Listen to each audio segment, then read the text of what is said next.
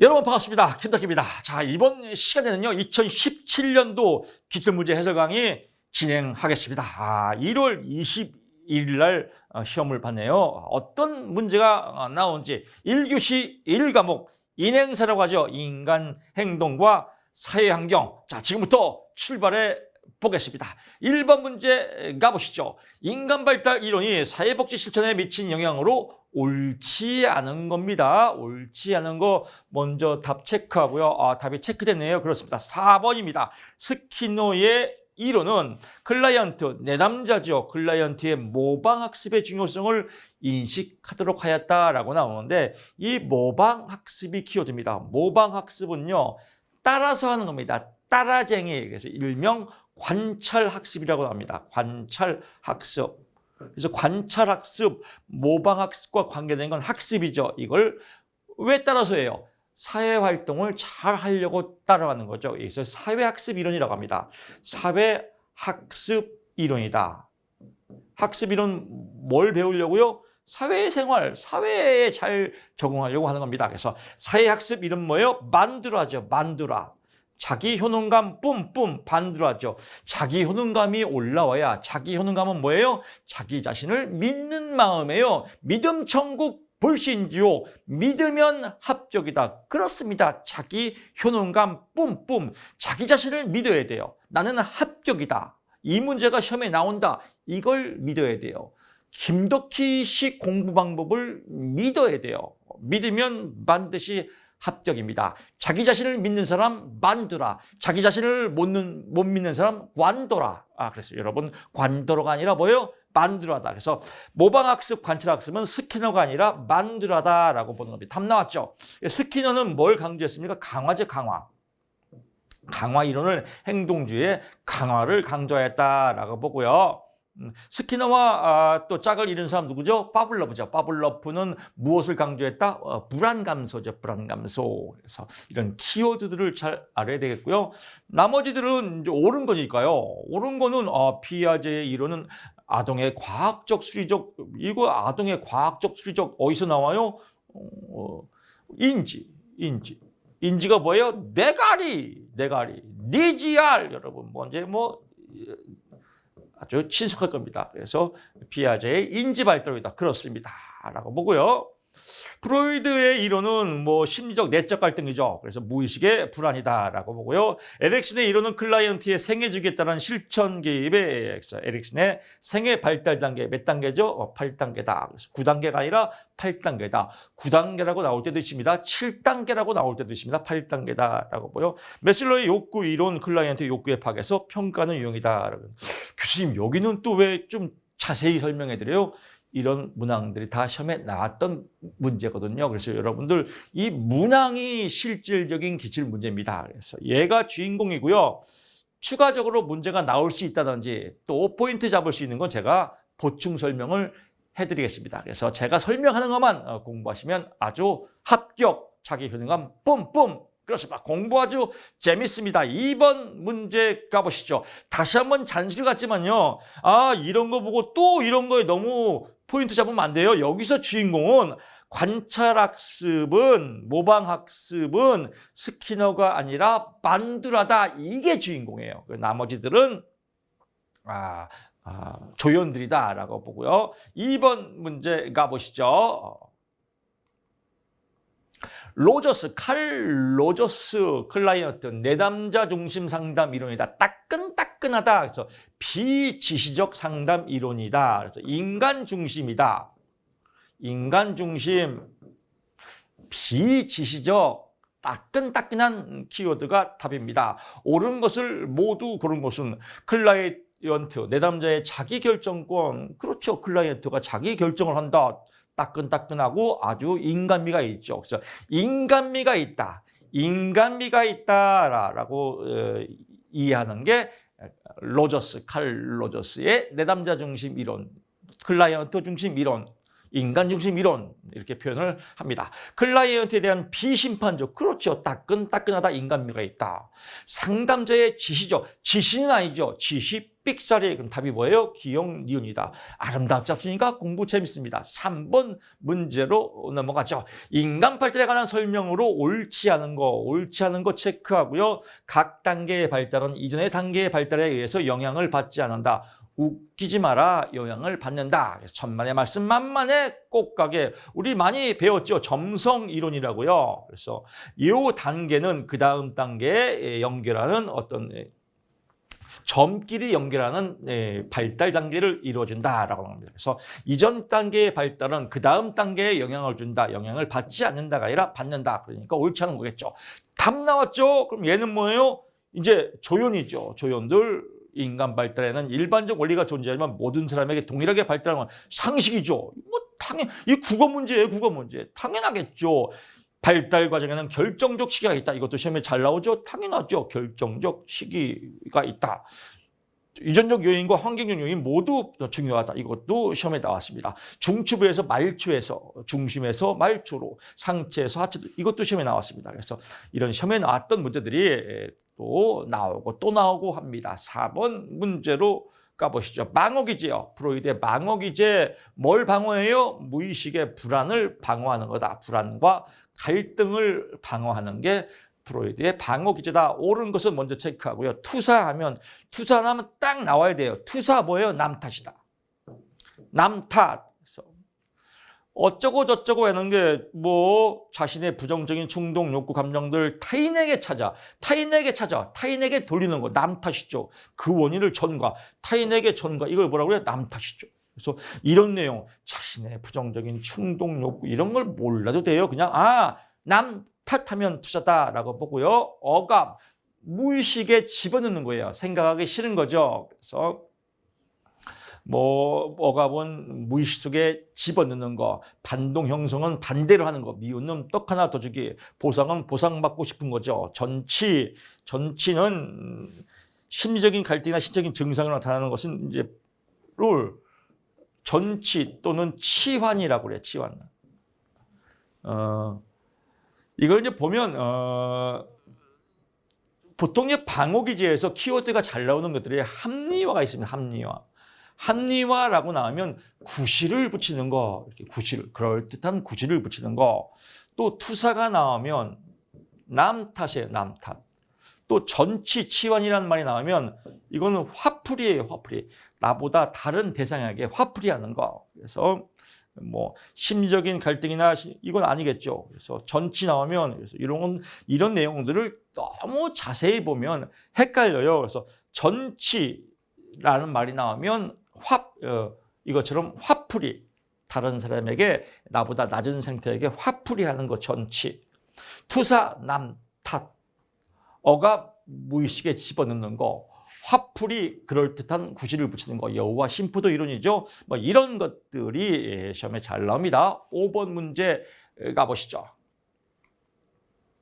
메슬로의 욕구 단계에 대한 설명으로 옳지 않은 것은 메슬로의 욕구 위계 이론 알죠? 그래서 생리적 욕구가 있고요. 또 안전의 욕구가 있고요. 또 소속과 애정의 욕구가 있고요. 또 자아 존중의 욕구. 자아 존중을 다른 말로 자아 존중. 그래서 자존감이라고 하죠. 자존감의 욕구.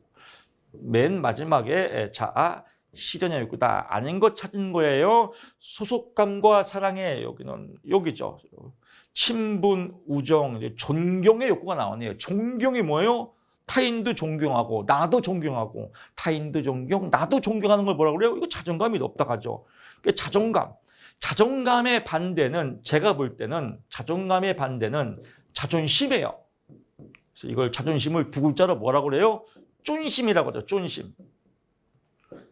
일본 말인가 하여튼 뭐예요? 가오다시. 그래서 자존감이 낮은 사람이 자존감이 없으니까 내세울 게 뭐가 없어요? 내세울 게 자존감이 없으니까 쫀심이 세고 가오다시 잡으려고 하고 이런 사람들이 대부분이 자존감이 낮고 자존심만 내세우려고 한다. 자존감이 높은 사람은 내 존재 자체만으로도 아름답고 내가 충만한 사람이기 때문에 뭐예요? 풍족하죠. 그래서 존경의 욕구는 소속감과 사랑의 욕구가 아니라 뭐예요? 자아 존중의 욕구다라고 해서 답이 나왔습니다. 여기서 문제 다 이거 하나씩 다 읽어보면 지네요. 분석하다가 죽을 수 있습니다. 존경의 욕구는 소속감과 사랑의 욕구가 아니라 자존감의 욕구구나. 끝. 좋습니다. 6번 문제 가보시죠. 피아제의 인지발달 이론에서 구체적 조작기에 관한 설명으로 옳은 것을 모두 고르시오. 구체적 조작기 시험이 엄청 잘 나옵니다. 감각운동기, 전조작기, 구체적 조작기, 형식적 조작기 나오죠. 이 구체적 조작기 나이가 몇 살이에요? 7세, 12세. 아동기죠. 아동기. 7세, 12세 아동기 하면 뭐가 떠올라야 돼요? 쉽게. 초딩이다, 초딩. 초딩. 학교 갈 때 초딩이다라고 이해하시면 될 것 같습니다. 옳은 것 고르시면 기억, 니은이네요. 인지적 능력이 급속도로 발달한다. 급속도로 발전하죠. 왜? 학교 가니까. 비논리적 사고에서 논리적 사고로 전환한다. 왜? 학교 가니까. 초딩이죠. 분류화를 다른 말로 유목화라고 해요. 비슷한 글을 묶어놓는 거, 분류하는 거. 학교에서 배우죠. 서열화, 순서 이렇게 늘려놓는 거. 배우죠. 탈중심화, 친구 생각하죠. 내 중심에서 벗어나죠. 언어기술, 초등학교 가서 언어기술 배우는 거 아니에요. 초등학교에서는 이제 언어기술은 그 전에 배워야 학교를 가죠. 그래서 언어기술은 아니다. 상식이죠. 언어기술. 언어기술은 이제 전조작기에 해당하는 거죠. 대상의 형태와 위치가 변하면 그 양적 속성은 이것도 아리까리하죠. 문제가요. 이건 뭐냐면요. 여기 있는 물의 양과 여기 있는 물의 양은 똑같다 이거예요. 모양이 바뀌더라도 보존되어 있다. 이게 보존 개념이죠. 보존 개념도 구체적 조작의 특징이죠. 보존되어 있다. 모양이 안 바뀐다. 가로 여기 있는 물이나 여기 있는 물은 질량 불변의 법칙, 질량 보존 불변의 법칙, 질량은 똑같다. 그래서 그 속성은 바뀐다. 바뀌지 않는다. 보존되어 있다. 보존 개념. 나와서 됐습니다. 이 문제 아주 피아제의 인지발달 문제는 패직에도 나와요.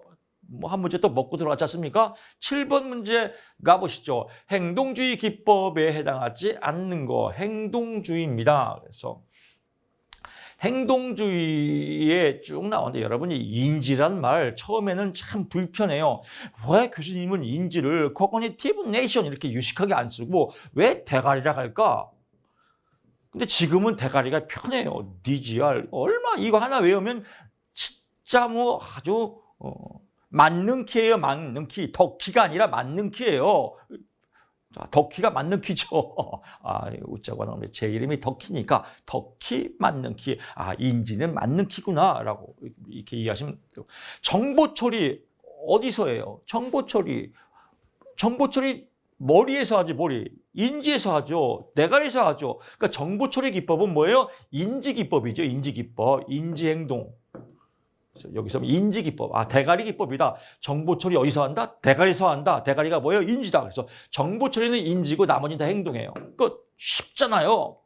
그럼 여기서 뭐 이완훈련은 뭐고 토큰 이거 몰라도 되죠. 이완훈련 근육 이완하는 겁니다. 불안할 때 행동주의로 토큰 경제 강화시키는 겁니다. 자기 주장 내 인생은 내 거예요. 행동하는 겁니다. 타임아웃. 그래서 타임아웃. 좋은 거 타임아웃 시켜서 행동을 바꾸는 겁니다. 이런 거 몰라도 정보 처리는 대가리에서 하지. 대가리는 뭐지? 인지지. 인지니까 행동은 아니지. 이렇게 찾으면 아주 쉽습니다. 답찾기예요. 수험 공부는요. 우리가 학위를 받는 공부가 아니에요. 석사, 박사 학위 받는 거 아닙니다. 학점 A+ 받는 거 아닙니다. 뭐예요? 합격만 하면 됩니다. 합격만 하면 공부 잘합니다. 100점 만들 필요도 없습니다. 60점만 넘으면 합격입니다. 그래서 답만 가려내면 아름답게 합격할 수 있습니다. 8번 문제 가보시죠. 유혹 나옵니다. 분석심리학 얘는 다 알아야 돼요. 다 기출에서 나왔던 문제입니다. 그래서 여기서 제가 왜 이론서를 빨리 보라고 말씀드렸냐면 이론서는 그냥 큰 개념 틀만 아는 거예요. 기출이 포인트입니다. 기출이 핵심입니다. 그래서 여기서 포인트를 빨리 잡아야 돼요. 옳지 않은 것은 나머지 다 옳은 거겠죠. 옳지 않은 것. 집단 무의식. 제가 시험은 요령이에요. 공부보다. 요령을 알아야 돼요. 요령을 모르는 사람은 10년을 공부해도 떨어져요. 요령을 알아야 돼요. 그럼 요령은 뭐예요? 글자 속에 답이 있어요. 집단이잖아요. 그럼 집단 무의식은 이건 공부를 안 해도 풀 수 있어요. 집단 무의식은 인류 역사를 통해서 조상으로부터 물려받은 정서적 소인으로서 여기까지는 맞아요.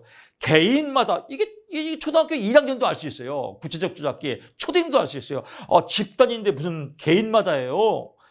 개인마다가 아니라 집단이지. 집단이니까 개인은 삑사리겠죠. 쉽잖아요. 여러분 지금 이 순간 here and now 지금 이 순간 강의를 들으면 오, 저거 진짜 쉬운데? 느낄 거예요. 공부 요령이 이렇게 중요하구나. 집단 무의식은 개인이 아니죠. 왜? 집단이니까. 이거 다 알잖아요. 그래서 분석하지 마요. 그래서 집단으로 하면 바꿨죠. 여기서. 그리고 요거 시험 잘 나와요. 시험에. 페르소나를 이걸 이제 사회적 가면이라고 그래요. 사회적 가면. 사회적 가면을 쓰는 거예요. 제가 여기 이 자리에서 여러분 저는 거짓말을 싫어합니다. 저는 여러분 앞에 솔직하고 싶어요. 그래서 지금 제 옷을 싹 벗고 홀딱 벗고 강의해봐요. 여러분 제가 저 교수님 진실한 사람이야 이렇게 생각 안 하잖아요. 저 미친 거 아니요? 왜 옷을 홀딱 벗고 강의해? 고소할 거예요. 그러니까 홀딱 벗고 강의하는 건 진실한 게 아니에요.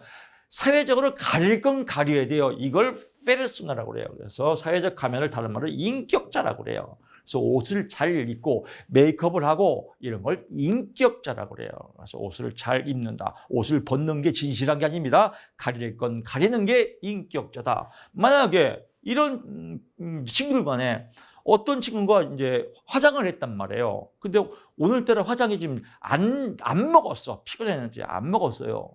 그러면 나 오늘 화장 어때? 그러면 오늘 괜찮아. 나름대로 좀 괜찮아. 이왕 거니까 이렇게 사회적 가면으로 써서 얘기해 주는 게 그게 인격자예요. 나니까 얘기해 주는데 너 얼굴 떡졌어. 아주 꼴불견이야. 이러면 재수 빵이에요. 이건 인격자가 아니에요. 진실한 게 아닙니다. 그래서 적당한 거짓말, 페르소나, 사회적 가면, 인격자다. 그렇게 보는 겁니다. 그래서 자와의 가면 나오면 페르소나다. 외부와의 적응에 생기는 컴플렉스. 이 컴플렉스는 뭐라고 그래요? 이게 이 무의식의 관념 덩어리예요. 관념 덩어리. 무의식의 관념 덩어리를 별도로 나온 거 있습니다. 무의식에서 떠오르는 관념 덩어리를 무엇이라고 하냐?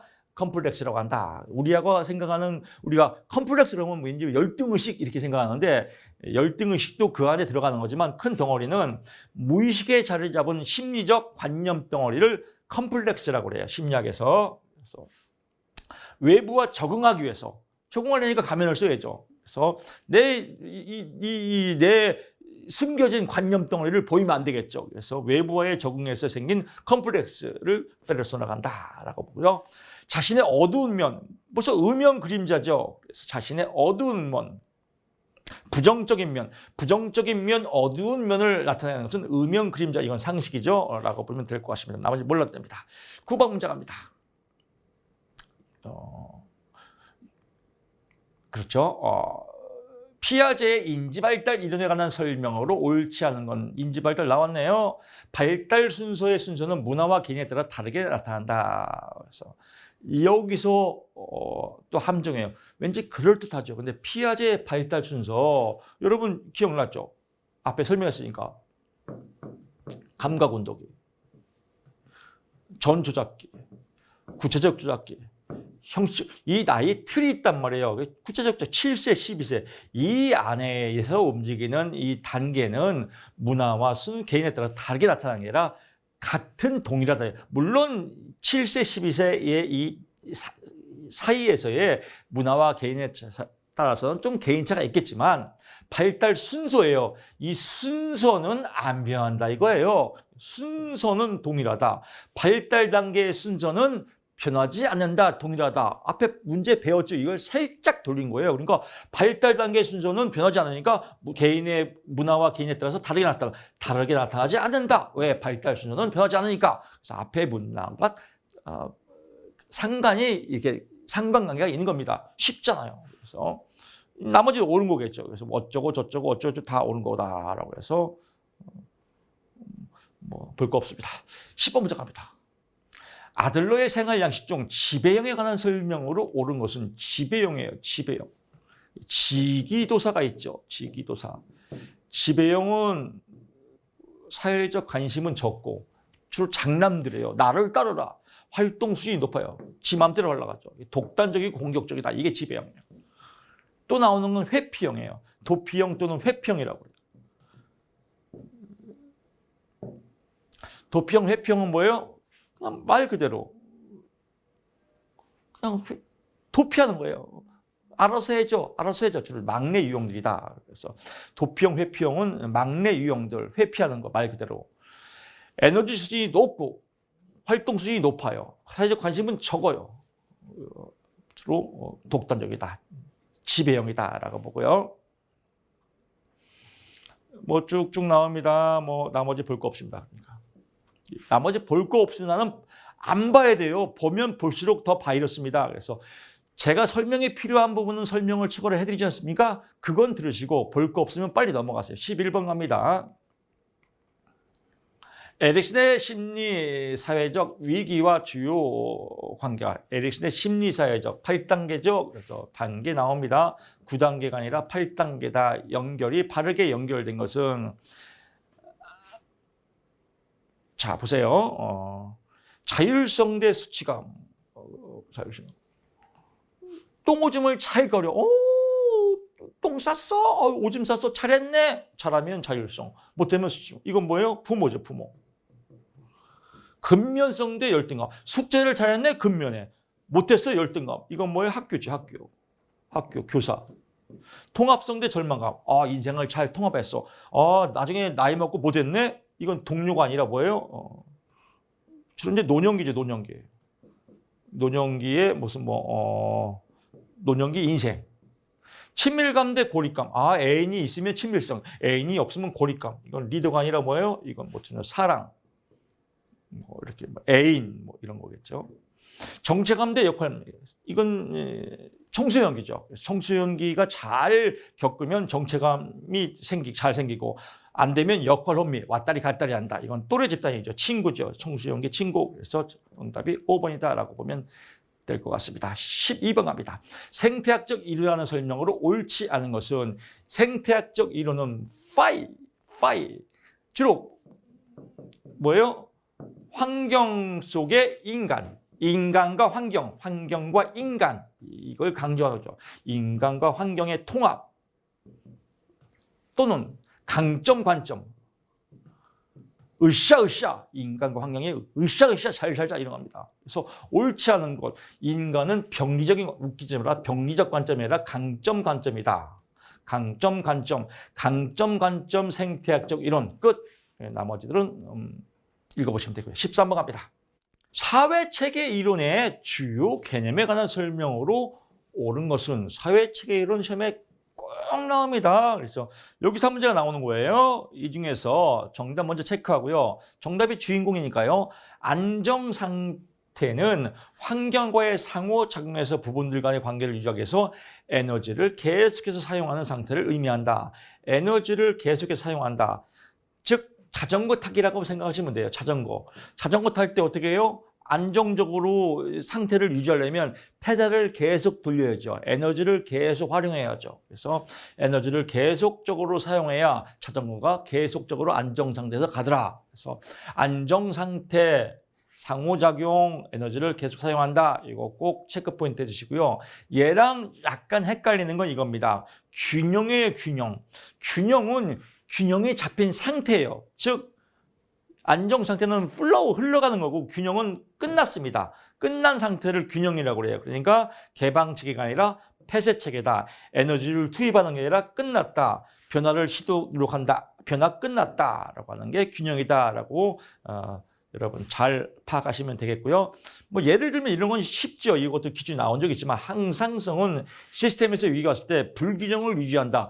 불균형을 유지하는 건 불균형을 뭐하러 유지해요? 균형을 유지하려고 노력하는 게 항상성이죠. 그래서 우리가 아플 때도 뭐예요? 아픈 거를 균형을 잡으려고 약도 먹고 운동도 하지 않습니까? 그래서 이런 건 상식이다라고 보고요. 이런 상식적인 문제가 실질적으로 시험 문제에 나왔습니다. 4번 가보시죠. 조직 문제에 관한 해결책 모색이나 성과물 산출을 목적으로 하는 집단은 뭐예요? 조직 문제에 대한 해결책 모색, 성과물, 성과, 과가 나왔네요. 여러분 제가 항상 강조하죠.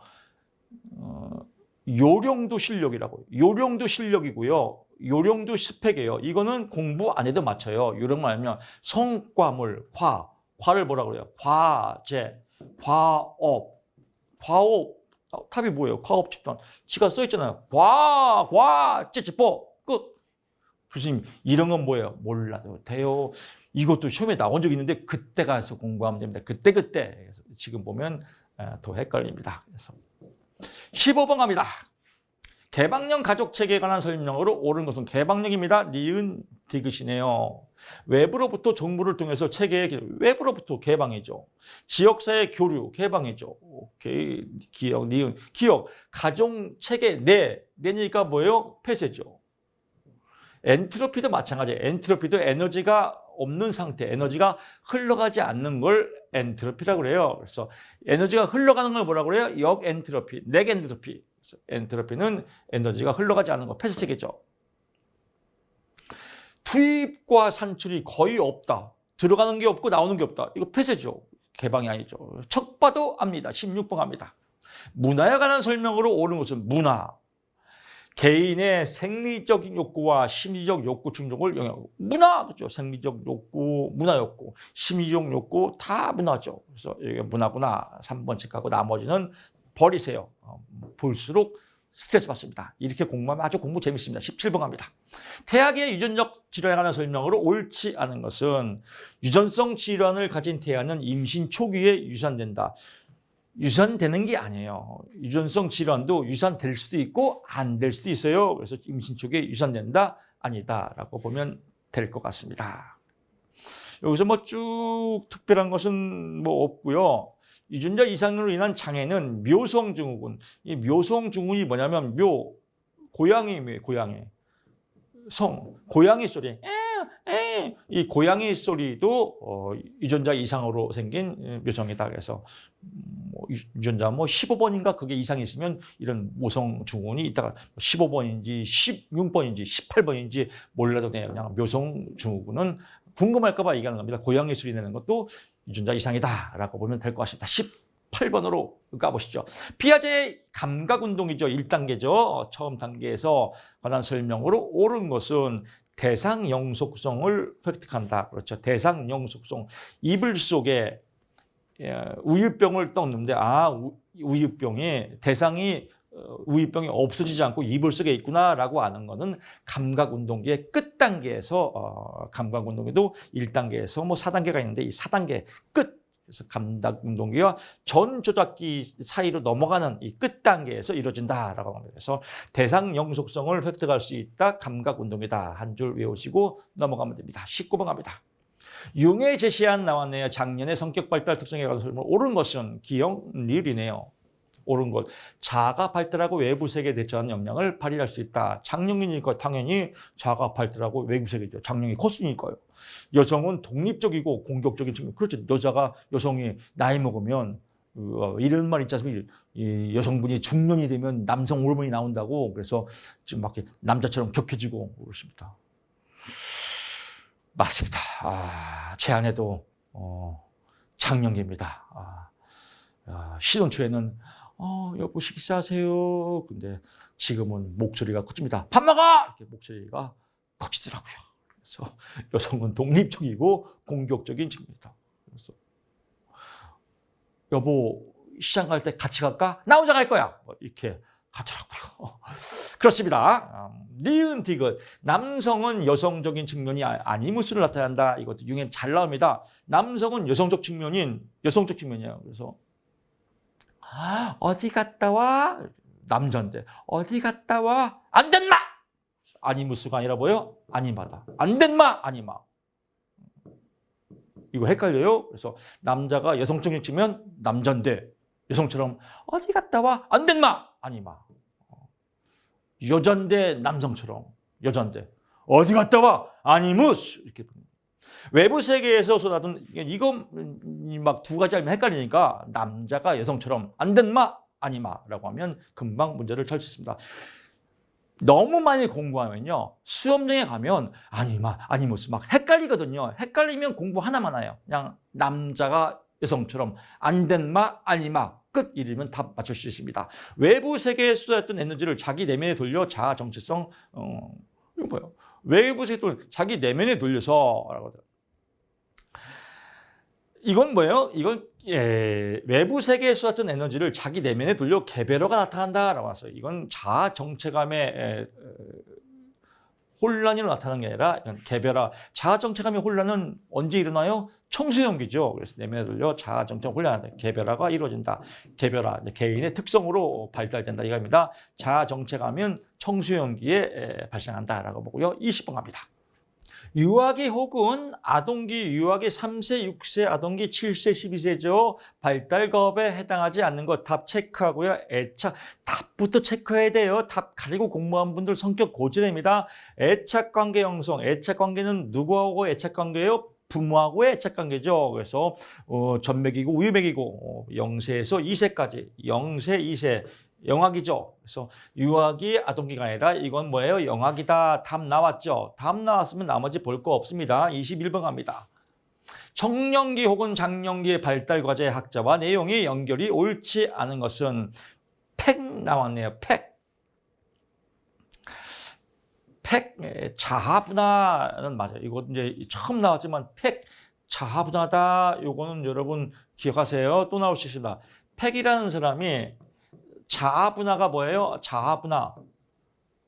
우리 이제 보통 뭐 가족실에서 많이 나와요. 가족끼리 분리가 돼야 된다. 내 인생은 나의 거. 시어머니하고 며느리하고 왜 이렇게 왼수지간이에요? 분리가 안 돼 있어요. 이 사이에 누가 있어요? 아들이 있어요. 아들. 시어머니는 아들이 자기 거라고 하고. 며느리는 시어머니 아들이 남편이죠. 자기 거라고 하고. 서로 싸우니까 이 주도권 싸움이니까 서로 경쟁 관계니까 이 경쟁 관계가 뭐예요? 이걸 이제 우리가 시댁에서 참 이런 소리 하기 뭐냐면 욕 있지 않습니까? 욕. 뭐 우리 뭐 웃자고 하는 소리니까 시댁에 발을 들여놓다. 시발. 왜? 이렇게 문제가 생기니까 웃자고 하는 겁니다. 공부가 어려우니까 이제 한번 웃고 넘어가자고요. 이게 안 되려면 뭐예요? 자아분화가 돼야 돼요. 내 인생은 나의 것. 아들아, 너는 이제 내가 사랑으로 잘 키웠으니까 며느리하고 니네 둘이 잘 살아. 나는 내 인생 살았게. 분리가 되는 거. 이게 자아분화.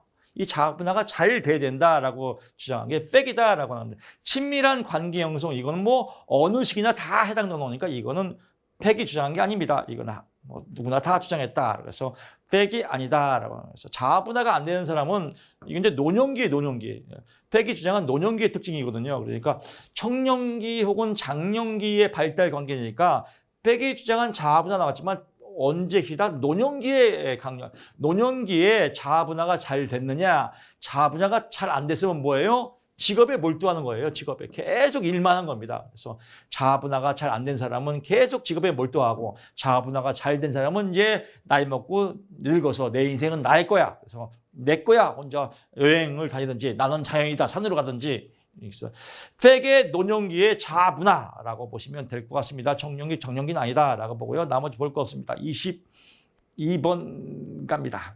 임신 중 태아기가 기형 혹은 저체증을 발생시키는 요인으로 옳지 않은 것은 철분 섭취. 임산부가 철분 많이 먹죠. 왜? 영양가가 있으니까. 그러니까 옳지 않은 거니까 이건 뭐 서비스 문제입니다. 23번 갑니다. 근데 또 잔시고 할게요.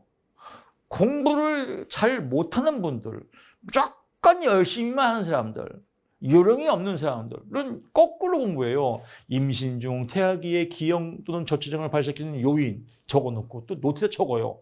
간접 흡연, 항생제 섭취, 알코올 섭취, 폴리염화피닐펜 또 이런 걸 적어서 또 이걸 외워요. 또 폴리염화비페닐, 폴리염화비페닐, 폴리염화비페닐 또 점심 먹고 PCB 이거 외우다가 하루 다 하고 밥 먹으면 그 다음날 잠자면 또 까먹고 또 외워요. 폴리, 염화, 비펜일, 또 PCB. 이거 외우면 10년을 공부해봐요. 불합격됐죠. 이건 몰라. 뭔가 안 좋겠죠, 딱 보니까. 그러니까 다 이런 것들은 안 좋겠고. 설분 섭취는 철분 먹는 거 아니에요. 그러면 철분 섭취만 나와도 이거 볼 필요가 없죠. 나오면 똑같이 나와요. 23번 갑니다. 유학의 인지발달 특성에 해당하지 않는 것은 유학의 연역적 사고라고 하는 감각운동기, 전조작기, 구체적 조작기, 그 다음에 뭐예요? 추상적 조작기, 추상적이다. 추상적이라는 말이 나오면 연역이에요, 연역. 연역법, 귀납법. 그래서 연역적, 귀납적, 추상적. 이걸 이제 추상적 사고 또는 여기 형식적 사고죠. 형식적 조작기. 형식적 조작기. 형식적 조작기라는 말이 나오면 추상적 사고, 연역적 사고 이 세 가지만 외우면 됩니다. 추상적 사고, 연역적 사고, 형식적 조작기 이 세 가지만 외우면 문제 다 풀 수 있습니다. 라고 보시고요. 24번 갑니다. 퀴블러너스가 제시한 죽음의 직면 단계 부분 타우수 기억나죠? 부분 타우수 이 순서 시험에 잘 납니다. 죽음의 단계에서 부정하고 분노했다가 타협을 다른 말로 뭐라고 그래요? 협상하고 또 우울하고 수용한다. 그래서 부분 타우수에 해당하는 건 뭐예요? 자학은 없다라고 25번 갑니다. 인간 생애 주기의 이해와 관한 설명으로 옳은 것은 생애 주기의 연령 구분은 국가와 사회적 상황에 따라서 다양하게 나타난다. 당연하겠죠. 생애 주기니까. 생애 주기 나오면 뭐예요? 평생 동안. 생애 주기 평생 동안 다양하게 나타난다. 생애 주기 평생 동안 다양하게 그렇구나라고 나머지 볼 거 없습니다. 공부 재밌잖아요. 와, 강의 들어보니까 25문제에서 최소한 20개 이상은 맞추겠는데 이런 느낌이 뿜뿜 올라올 겁니다. 합격이죠. 그래서 인행사, 인간행동과 사회환경 1교시 마치고 벌써 20문제 먹고 들어갔죠. 여유 있게 공부하시고 이제 1교시 두 번째 과목은 좀 어렵습니다. 그러니까 25문제에서 아무리 못만 해도 1과목에서 20문제 맞았기 때문에 조사론이 어렵다 하더라도 25개에서 반띵만 하자. 17개, 18개만 맞히면 합격이다. 이렇게 보시면 돼요. 공부를 했는데, 강의를 했는데, 또 뭐 25개에서 막말로 15개만 맞췄어요. 15개. 15개 맞춰들어도 60 넘네요. 이것도 너무 부담스러워. 너무 많네요. 부담스러우니까. 25개에서 15개만 맞자. 최고 안 좋은 상황이에요. 우리가 40이 과락이니까요. 40점까지 괜찮아요. 25개에서 10개만 맞자. 10개. 10개는 뭐 찍어도 맞겠지. 10개. 10개만 맞자라고 하면 40점이에요. 근데 1과목에서 20개를 맞췄어요. 80점이에요. 더하면 몇 점이에요? 60. 합격이에요, 합격. 어려워도 10개는 맞추겠지. 이러면 뭐 여러분 벌써 합격의 기운이 뿜뿜 올라올 겁니다. 얼마큼 어려운가 한번 볼까요? 어렵지도 않아요. 쉬워요. 26번 갑니다. 다음 초사에 해당하는 표집 방법은 나왔습니다. 표집 방법을 찾는 거죠. 정답 체크하고요. 체계적 표집이네요. 체계적 표집은 우리가 수학 시간에 아주 수학 선생님들이 자주 사용하는 겁니다. 이거 문교부에서 뭐 수학 선생님들한테 이게 지령을 내렸나 봐요. 꼭 수학 선생님이 이런 걸 사용해요. 이거죠. 만약에 오늘이 10일이다. 오늘 제가 옛날에 학교 다닐 때 10번 했었거든요. 오늘 며칠이지? 10일이에요. 그러면 꼭 10번, 20번, 30번 나와. 문제 풀어. 이런 거 꼭 하거든요. 제가 10일이면 학교 가기가 싫었어요. 수학이 들어가면. 이렇게 10번, 20번, 30번 이런 체계로 이렇게 표집하는 것을 체계적 표집이라고 합니다. 금방 이해되시죠? 그렇습니다. 이해하면 공부가 아주 재밌습니다. 여기도 마찬가지죠. 어쩌고저쩌고 나와요. 수험 번호가 가장 앞쪽인 10명 중 무작위로 첫 번째 요소를 그 외에 첫 번째 요소로부터 매 10번째 요소를 추출해서 합격될 이렇게 첫 번째, 10번째 이렇게 체계적으로 표집했다라고 해서 체계적 표집이다라고 보면 될 것 같습니다. 나머지 볼 거 없습니다. 27번 이겁니다. A시설 어린이들은 발달 상태를 조사하기 위해서 체중계로 이용해서 몸무게를 측정했는데 항상 2.5kg 더 무겁대요. 그리고 체중계가 뭐예요? 2.5kg가 더 무거우니까 이걸 이제 삑사리가 난 거예요. 잘못된 거죠. 그러니까 뭐예요? 타당도 맞냐 안 맞냐. 타당도는 맞냐 안 맞냐. 신뢰도는 같냐 안 같냐 이거예요. 그러니까 맞지가 않지요. 2.5kg가 더 무거우니까. 그러니까 타당도는 뭐예요? 낮은 거예요. 안 맞는 거. 근데 항상 2.5래요. 신뢰도는 같냐 안 같냐. 항상 같죠. 그러니까 항상은 신뢰도가 높죠. 아주 간단한 문제예요. 이걸 모르면 엄청나게 어려운 문제인데 신뢰도 맞냐 안 맞냐. 이 김덕기식 용어죠. 정말 간결의 미학. 그렇습니다. 간결해야 됩니다.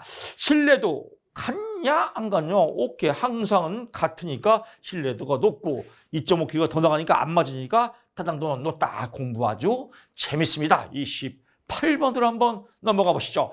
프로그램 평가 연구에 관한 설명으로 옳지 않은 거네요. 프로그램 평가 연구. 정답 체크하면요. 이런 거 나오면 글자를 분석하면 미쳐버려요. 정답 체크하고 종속 변수는 프로그램이다 라고 했는데 종속 변수는 결과를 나타내는 겁니다.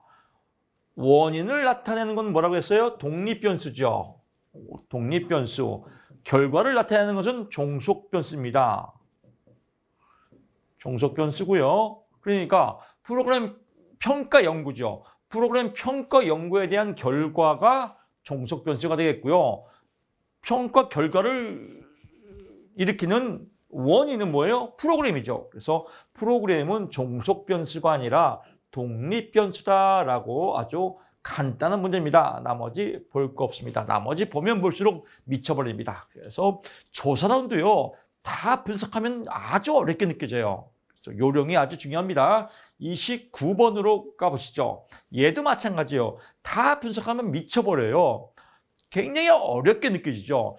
통계적 가설 검증에 관한 설명으로 옳지 않은 것은 이런 통계적 가설 이런 것들이 여러 실험 설계, 통제 집단 이런 용어들이 가장 어려운 파트거든요. 그래서 교수님 저는 수업을 아무리 교수님이 쉽게 설명해도 모를 것 같아요. 그럼 그냥 찍으세요. 아는 거 10개 이상만 맞추면 됩니다. 조사는 어렵습니다. 그래서 어려울수록 다 맞추려고 할 필요가 없습니다. 모르면 넘어가세요. 근데 설명 들으면 쉬워요. 정답 체크하고요. 유의 수준을 낮추면 일종 오류가 늘어난다라고 하는데 이거 국어 문제예요. 유의 수준이 뭐냐면요. 일종 오류가 늘어날 확률, 이걸 유의 수준이라고 그래요. 그러니까 일종 오류가 늘어날 확률이 낮단 말이에요. 그럼 일종 오류는 뭐예요? 낮아지겠죠. 간단하죠. 이 용어만 알면 돼요. 유의 수준이 뭐라고요? 일종 오류가 발생할 확률이에요. 일종 오류가 발생할 확률이 유의 수준이니까 이걸 낮추면 얘도 내려가겠죠. 라고 보시면 될 것 같고요. 하나 더 기출에 나왔던 추가적 문항은요. 이겁니다. 얘도 굉장히 헷갈리거든요. 그래서 보충 설명을 드리면 이종 오류가 증가하면 통계적 검정력은 감소한다라고 하는데 뭔가 또 아리까리하죠. 근데 여기 통계적 검정력이에요. 통계적 검정력을 기출 나왔던 그대로 표현하면 표본의 크기라고 그래요. 표본의 크기. 통계적 검정력을 뭐라고요? 표본의 크기. 표본의 크기가 크면 검정력이 좋은 거죠. 그럼 여기서 뒤집어 보세요. 통계적 검정력이 감소한다. 반대로 말하면 뭐예요? 통계적 검정력이란 표본의 크기가 크면 이종 오류는 줄어들겠죠. 여기도 마찬가지로 그러면 통계적 검정력이 감소한다라고 하면 표본의 크기가 작아졌어요. 작아지면 뭐예요? 이종 오류가 증가하겠죠. 그래서 이렇게 여러분 이해하시면 이 문제도 아주 어렵지만 이해가 될 겁니다. 그래서 요 2개 체크하시고요. 나머지는 버려도 됩니다. 30번 가보시죠. 양적 연구와 비교한 질적 연구의 특성이에요. 질적 연구, 다른 말로 뭐라고 그래요? 정질적 검사, 즉 데이터 값을 못 구하는 겁니다. 구하기가 어렵다. 양적은 데이터 값을 구할 수 있다. 질적 연구의 특성, 일반적으로 신뢰도가 높다라고 나옵니다. 신뢰도가 높은 건 뭐예요? 신뢰도가 뭐라고 했어요? 갔냐 안 갔냐, 갔냐 안 갔냐를 알려면 데이터 값이 있어야겠죠. 그래서 일반적으로 신뢰도가 높다, 데이터 값이 있다라고 하는 건 양적 연구입니다. 질적 연구가 아니고요. 31번 갑니다. 그래서 이 용어만 알면 굉장히 쉽습니다. 그럼 나머지는 볼 거 없죠. 나머지 보면 더 헷갈려요. 31번으로 가보시죠. 다음 연구에 관한 설명으로 옳지 않은 거예요. 또 문제 잘 읽어봐야 돼요. 이건 아주 상식이에요. 초딩, 구체적 주작기, 7세, 12세 나이도 다 맞출 수 있는 문제예요. 왜 그러냐면요. 교수님 어려운데요? 안 어려워요. 공부 요령을 모르면 미치게 어렵지만 정답 체크해 보세요. 분석 다니는 개인이다. 국어 문제예요. 초딩도 맞출 수 있어요. 초딩.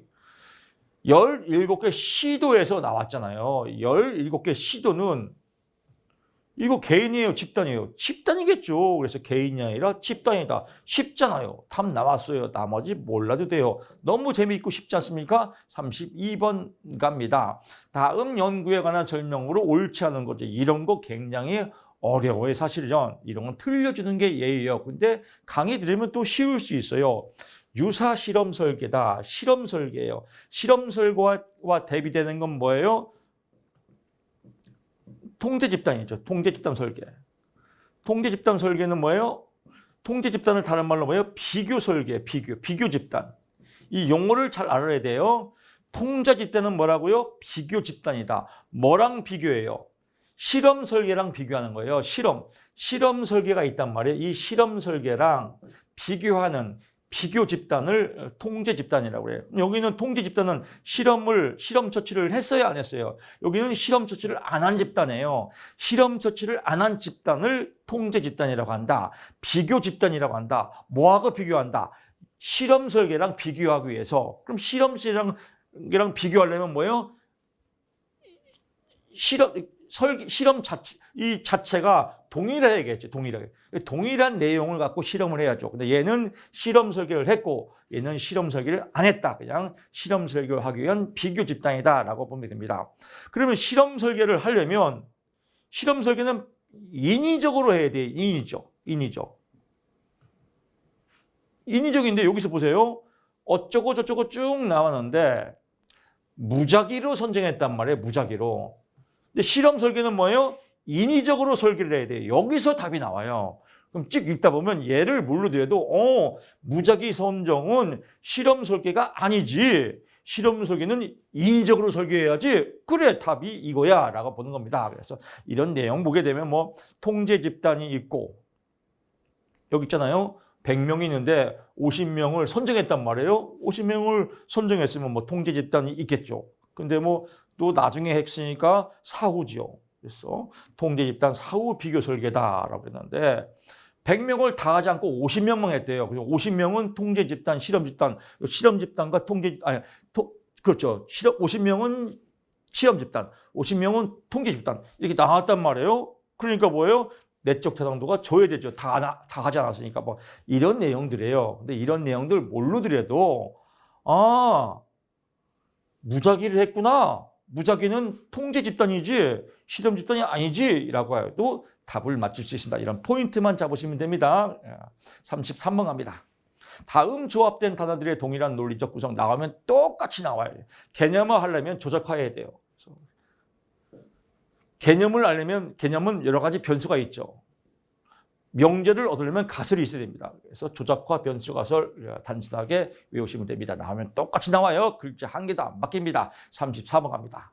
질적 연구 방법에 관한 설명으로 옳지 않은 거다라고 합니다. 부정적 사례의 목적은 질적 연구 방법에서요. 연구자가 편견에 빠지지 않게 동료 집단이 감시 기자로서 역할을 하는 것이다라고 하는. 이건 동료가 서로 동료가 조언해주고 서로 으쌰으쌰 주는 겁니다. 동료가 지어주는 거.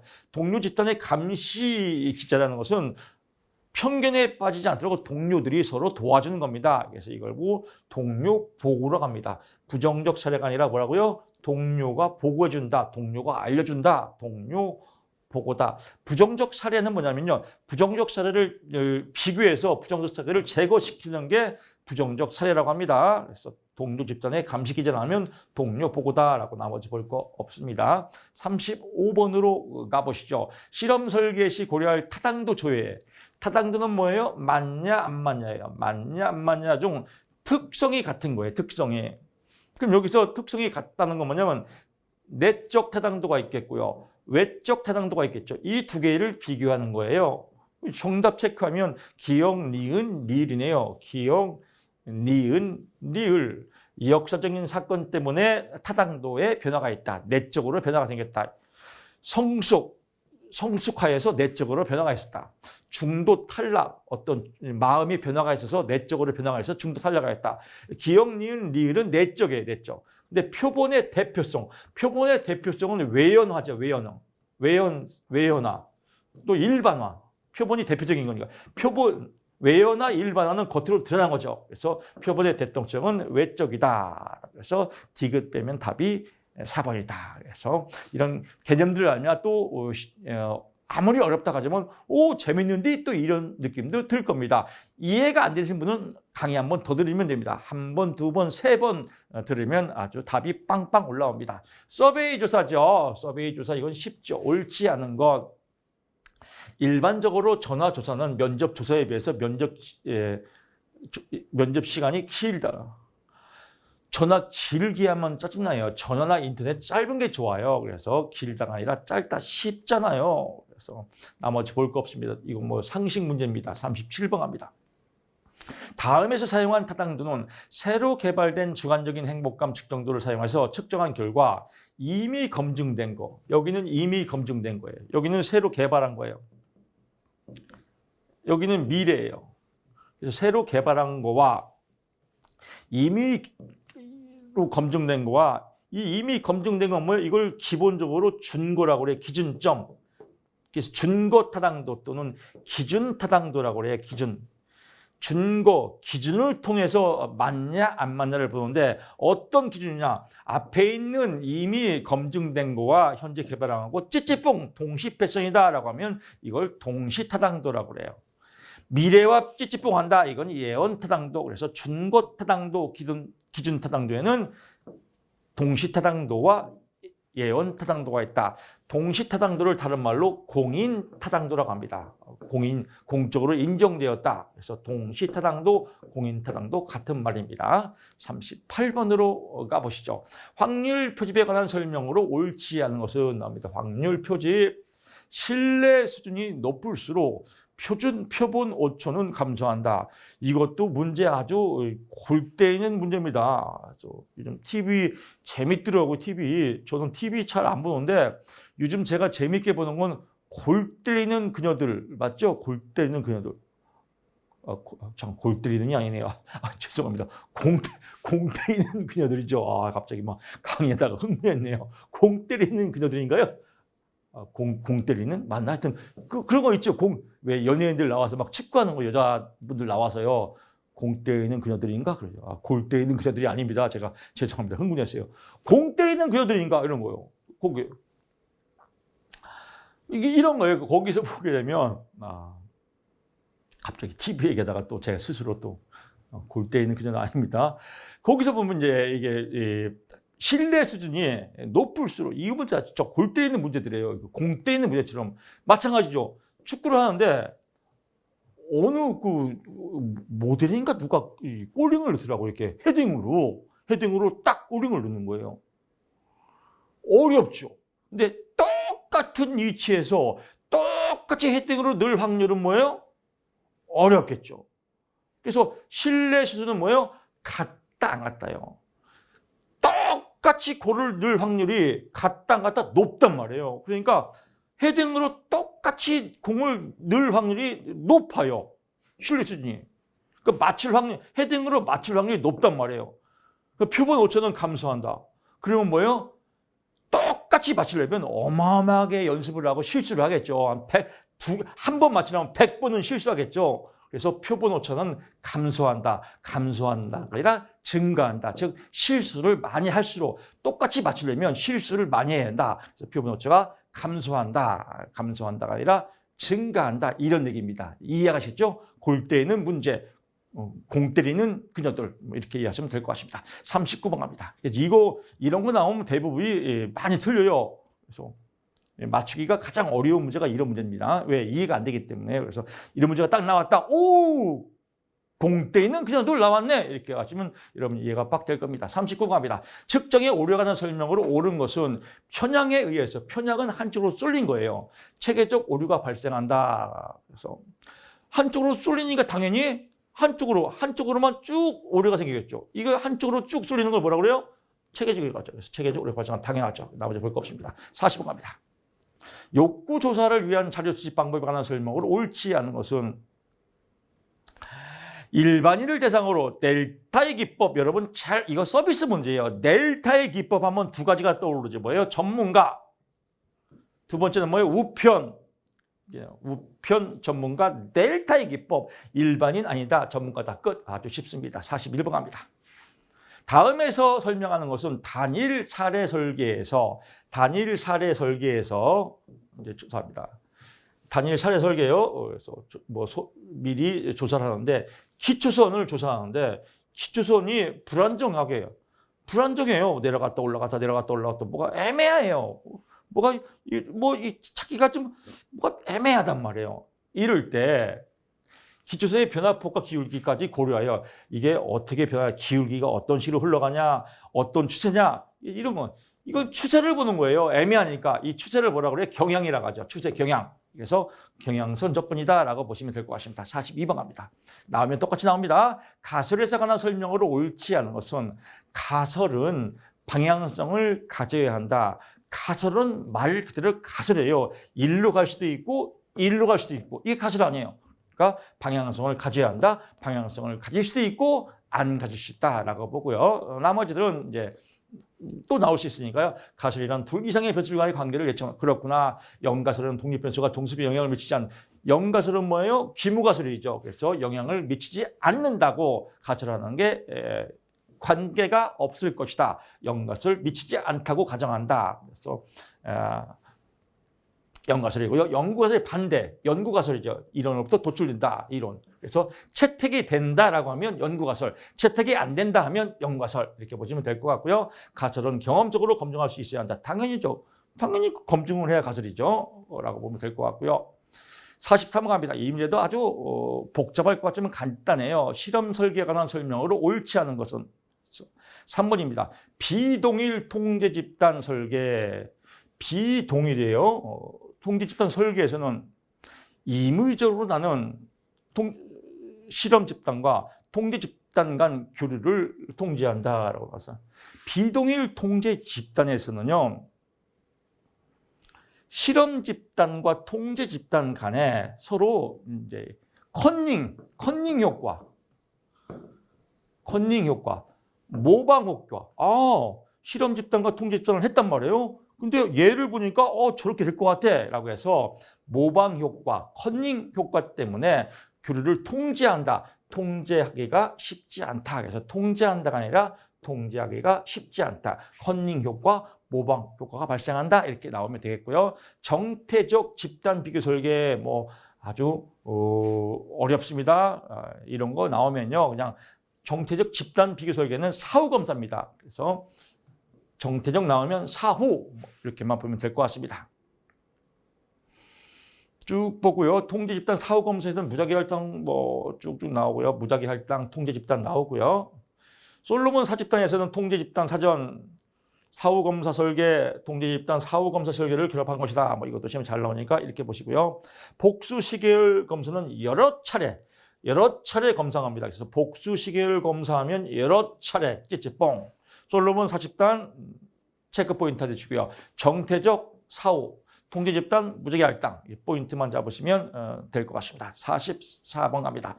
다음에서 설명하는 조사는 기초연금의 노인 빈곤 감소를 쭉 하다 10년간이래요. 10년간 매년 조사했다. 동일한 노인을 10년 동안 장기적이죠. 동일한 노인을 뭐라고 그래요? 우리가 TV에서 요즘 선거철이니까 선거철에 여당 패널, 야당 패널 나와서 뭐 야당 청소년 패널, 여당 청소년 패널 나와서 막 주장하지 않습니까? 대표 선수를 뽑아놨다. 이걸 패널이라고 그래요. 이 대표 선수를 뭐라고 그래요? 동일한 노인 지역에서는요. 10년 동안 장기적으로 이걸 패널 조사라고 합니다. 그래서 패널 조사다라고 보고요. 45번으로 가보시죠. 다음에서 설명하는 오류는 17개 시도를 조사하여 뭐 어쩌고저쩌고 나왔습니다. 17개 대학 졸업 17 시도 나왔네요. 어쩌고 나왔는데 사람 나왔네요. 시도, 지역이죠. 지역 어디에 있어요? 자연이 있죠. 사람 나왔네요. 사람, 자연, 환경과 사람, 환경 속 사람, 인간과 자연. 이걸 뭐래요? 생태학적이라고 하죠. 그래서 생태학적 오류다. 그래서 시도, 지역 나왔고, 자연 나왔고, 사람 나왔다. 생태학적 오류 이렇게 답을 찾으시면 될 것 같습니다. 46번 갑니다. 2차 자료 분석입니다. 2차 자료 분석의 뭐 가장 대표적인 게 일지예요. 일지에 대한 설명 옳은 것. 기억이네요. 기억만. 비관여적 방법이다. 일지를 보고 뭐 관여 안 하지요. 그냥 일지 보고 딱 검토하는 거니까.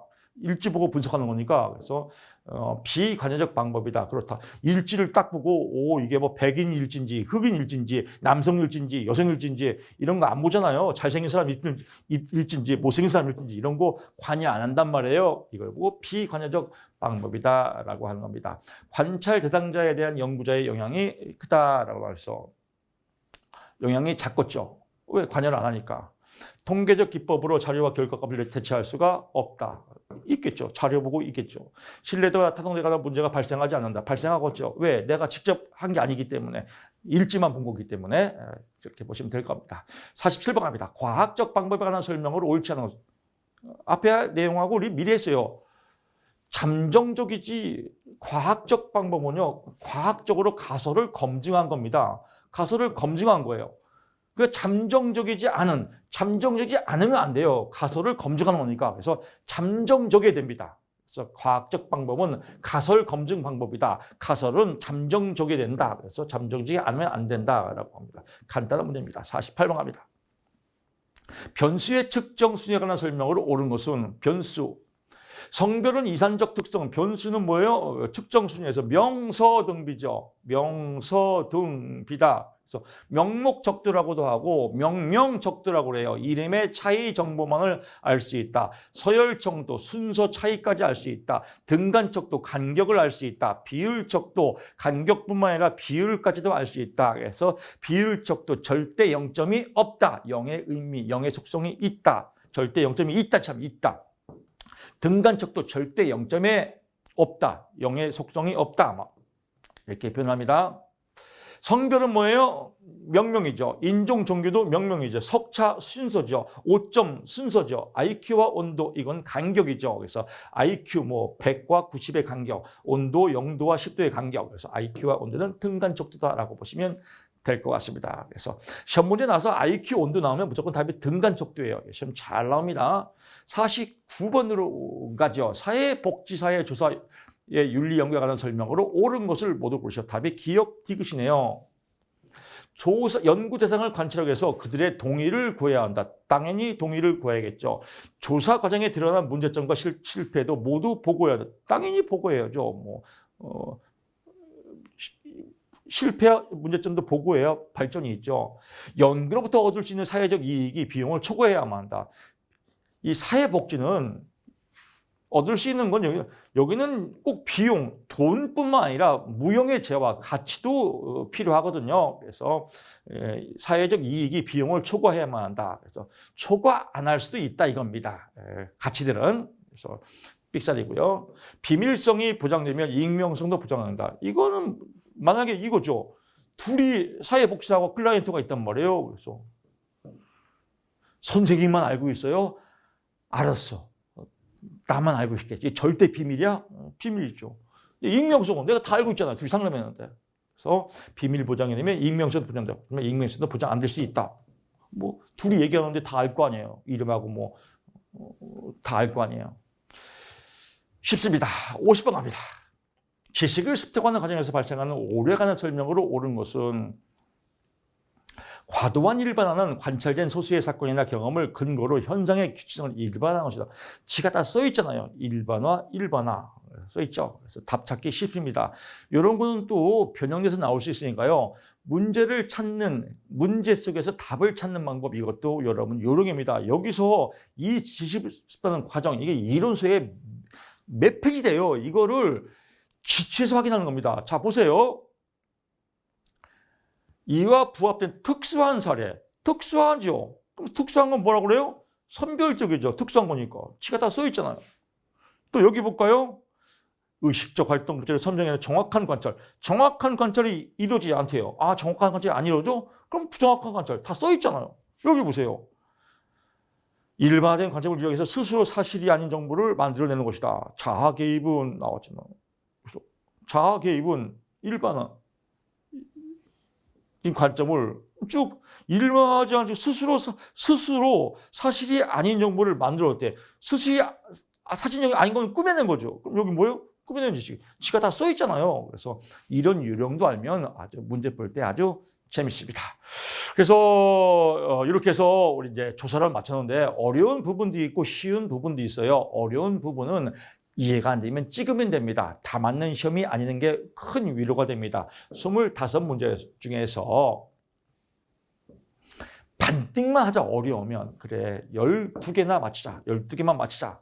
라고 하면 아주 마음이 가볍습니다. 인행사는 쉬우니까요. 그래서 60점만 평균 넘으면 된다. 과락 40만 넘으면 된다. 이렇게 편하게 마음 모시고 강의 들으면 60점은 맞겠죠, 여러분. 그런 자신감이 올라오지 않습니까? 25문제에 대해서 15개는 맞겠지? 이런 자신감이 뿜뿜 올라올 겁니다. 자, 이렇게 해서 조사론 마치고요. 저는 다음 시간에 찾아뵙겠습니다. 고맙습니다.